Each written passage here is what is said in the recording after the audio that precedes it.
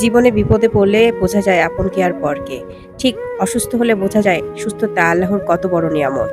তো সবাইকে বলবো সুস্থ থাকুন, নিজের যত্ন নিন। কাছে ও দূরে সবাইকে আসসালামু আলাইকুম। কেমন আছেন সবাই?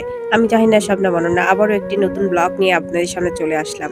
অসুস্থ থাকার কারণে অনেক কিছুই ভালো লাগে নাই। খেতে ভালো লাগে নাই, কোনো কিছু করতে ভালো লাগে নাই। তার মধ্যেও আপনাদের জন্য ভিডিও তৈরি করেছি। ঠান্ডা, জ্বর, সর্দি থাকার কারণে আমার খুব স্যুপ খেতে ইচ্ছে করছিল। তো স্যুপ খেতে চলে আসছি। আর আমার জামাইয়ের খেতে ইচ্ছে করতেছিল কাবাব। তো কাবাবও খেতে গিয়েছি। অসুস্থ হলে বোঝা যায় কে আপন কে পর। অসুস্থ হলে কোনো কিছু করতে যেমন ইচ্ছে করে না, খেতেও ইচ্ছে করে না। কেউ যদি একটু রান্না করে দিত খেতাম, বা কেউ যদি আমার সব কাজ করে দিত, তারপরও কিছু করার নাই। নিজের জীবন নিজেকে কাজ করতে হবে, নিজেকে কর্ম করে খেতেই হবে। তো ফেসবুকের জন্য যেহেতু আমি কাজ করি, তো টাইম মেনটেন করে পোস্ট আপলোড করতে হয়, টাইম মেনটেন করে ভিডিও আপলোড করতে হয়। তো এটা তো আছেই, পাশাপাশি সংসারে কাজকর্ম তো আছেই। 15-20 দিন যাবৎ আমি অসুস্থই ভুগছি। কোনো কিছু খেতে ইচ্ছা করছে না, খুব খারাপ লাগছে। তারপরও কিছু করার নাই, খেতে হবে, বাঁচতে হবে, চলতে হবে, কর্ম করে যেতে হবে। সবাই আমার জন্য দোয়া করবেন, যেন আল্লাহ তাআলা আমার সুস্থতা দান করুক। বগুড়ার বিখ্যাত খাবারের মধ্যে এই কাবাব।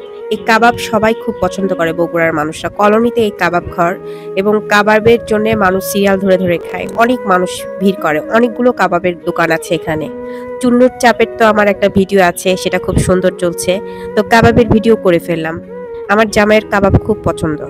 বগুড়ার দই খাওয়ার পর কেউ যদি কাবাব না খায়, তাহলে বলবো বগুড়ার আসল মজাটা সে পায় না।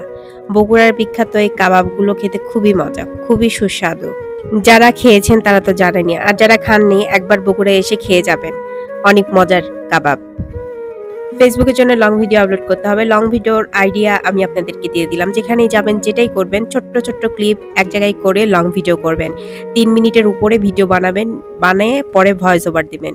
এটা করাও কষ্ট আছে। এই ভিডিও আমি বানাইছি 1 সপ্তাহ আগে, আর 1 সপ্তাহ পর ভয়েস ওভার দিয়ে আপনাদের জন্য আপলোড করছি। জানি না কেমন হয়েছে।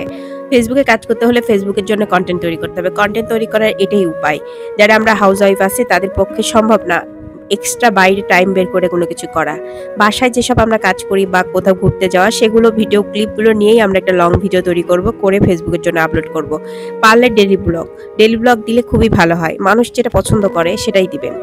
ফেসবুকে ট্রেন্ডিং বিষয়গুলো নিয়ে অবশ্যই ভিডিও তৈরি করতে হবে, যেটা ফেসবুকে চলে। যেমন ফানি ভিডিও চলছে, ধাঁধা ভিডিও চলছে, চলছে। তো আমি চেষ্টা করতেছি কোনটা করলে ভালো হয়, কোনটা করলে পাবলিক আমার ভিডিওটা দেখবে।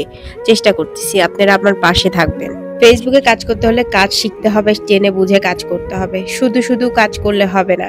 হ্যাশট্যাগ ইউজ করা অনেকে এখন জানে না। বড় বড় ইউজাররা হ্যাশট্যাগ সামনে ইউজ করে। হ্যাশট্যাগ আপনার টাইটেলের পিছনে ইউজ করতে হবে।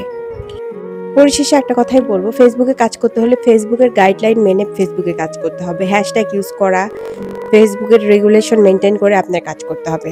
তো আমার ভিডিওটা যদি ভালো লেগে থাকে, লাইক, কমেন্ট, শেয়ার করতে ভুলবেন না। আর আর একটাই অনুরোধ থাকবে, সম্পূর্ণ ভিডিও দেখে গঠনমূলক একটা কমেন্ট সবাই করবেন, আশা করি।